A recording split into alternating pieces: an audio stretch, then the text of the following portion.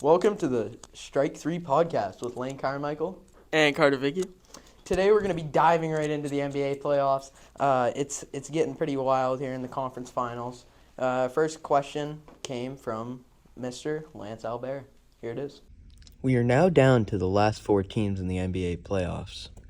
Who do you think will be the 2 teams to make it to the finals, and who do you think will win the NBA finals?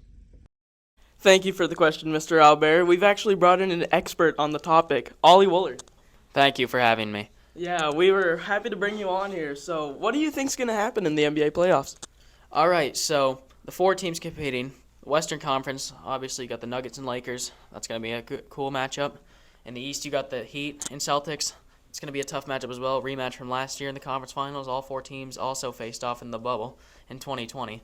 So, coming out of the West, I think I have the Lakers coming out of the West in 6 games. They might struggle in the first 2 games, but I think they're going to pull out at least one of them, and they're going to eventually win in 6 games once they figure out how to run their defense against Jokic and his really good playmaking. And in the East, facing off against the Lakers in the finals, the winner of the series would. So I think the Heat will eventually beat the Celtics in 6 or 7 games just due to Jason Tatum's inconsistency. You know, it's already been mentioned by a couple people. He looks like a part-time gas station worker, janitor, like accountant, I don't know what you want to call it, but he just looks not like a basketball player out there sometimes. I know he had a great game the other night, but just doesn't look like a basketball player sometimes. So I'm going to take, in the long run, I'm going to take Heat in 6 in that series. Actually, no, Heat in 7. Heat in 7, because Jaylen Brown is going to stand out. Yeah, I like those takes. I actually stand with Ollie here. I said on the West Side, my Pookie Bear LeBron James, he's that guy. He's beating the Nuggets. I mean, Jokic is good too, but I just don't see them beating the Lakers, especially when they're on their best game, you know. Meanwhile, on the other side, you got the Heat and the Celtics. And like you said, I mean, Jason Tatum, he either has 51 points or 51 high fives. So you never know with them. I really think it's going to go right down to the wire. I'm saying Heat in 7. Jimmy's going to play really good. And, you know, even if Tatum plays good, I still think the Heat are going to be able to win. So I'd say Heat in 7. So, I think for my opinion, I got the Lakers over the Nuggets probably in about 6 games. I think LeBron James is going to secure himself as the GOAT this year if he can win in the finals. Over in the East, as you guys have mentioned, Jason Tatum's just so inconsistent.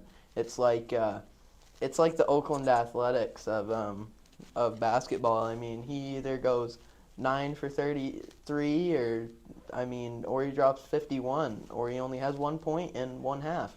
So I mean, I really don't know what that guy, he's really going to have to get himself squared away, but I think Jaylen Brown is going to be their leader, but it's not going to be enough to take on Jimmy Butler and Bam Adebayo with the outstanding defense that Bam has been bringing to the Heat. So yeah, those are some good takes all around. Now let's get to the finals. Ollie, who do you think's going to win the finals? So obviously, 2020 rematch again of the finals. I know the Lakers came out at that time, and I do see them. The series is going to be close, don't get me wrong, but I think the Lakers, all-around offense, their three-point shooting might be a little better than the Heat, even though they have some solid three-point shooters and like Max Strus. But you know, Tyler Hero broke his hand in the the quarterfinals against the Bucks, so he's going to be out. I think he could really impact the Heat if he was here, but he's not. But they're going to struggle scoring, the Lakers are in some games, because of Bam Adebayo's defense, as he already said. And he's just, you know, the pick and roll Lakers, I think, will get them there. Anthony Davis and LeBron, obviously, 2 forces in the paint. But they're going to have to get their outside game going from the perimeter, and I think ultimately Lakers will win Game 6 on the road, and LeBron will get his 5th championship. Yeah, I think just about the same. I mean, I had the Lakers and Heat, again, the bubble rematch, and I can see it either going 2 ways. Last time, the Lakers won in 6, but I feel like now the Heat might be a little weaker just because of age and stuff, but obviously that hasn't prevented them. So I could either see it Lakers dominating and winning in 5, or if Jimmy and them keep playing like they have, I would say probably a 6 or 7 game series with the Lakers coming out on top. For me, I'm going to say it all depends on Jimmy Butler. If he keeps up what he's been doing, it's going to be a really close series. It's going to stay tight. But if LeBron comes there with playoff LeBron, and if Anthony Davis actually wants to win, because he just sits there and smiles when they're down by 20. So I think if he has the motivation to actually win a championship, I think the Lakers can pull it out in 6 or 7 games. Yeah, that's a pretty good take. So That's what we had to say on your question there, Mr. Albert. Hopefully that cleared up what we were thinking. And now let's move on to the MLB. So So the obviously we're about 40-ish games in. One of my favorite teams, the Oakland Athletics, are off to a great start, 9-33, I think they were. So, hopefully it can get better. I think they got a couple good players on the team. Brent Rooker, whatever his name is. I like him. He's been playing pretty good lately, but obviously the team hasn't had the start that us fans were hoping for. I still have them as my World Series champions, though. And if you're looking more at stats right now, at the top of it, Brent Rooker from Oakland. So Carter, It's my guy. that's your guy right there. But Ronald Acuna is actually doing all right. He has 9 homers. Rays obviously staying right with it. Yandy Diaz, 10 homers, 24 RBIs. Decent batting average for most of these guys. Like Yandy's batting .321 right now. And with the highest batting average in the league right now, it's looking like Ronald Acuna is at the top, batting .344.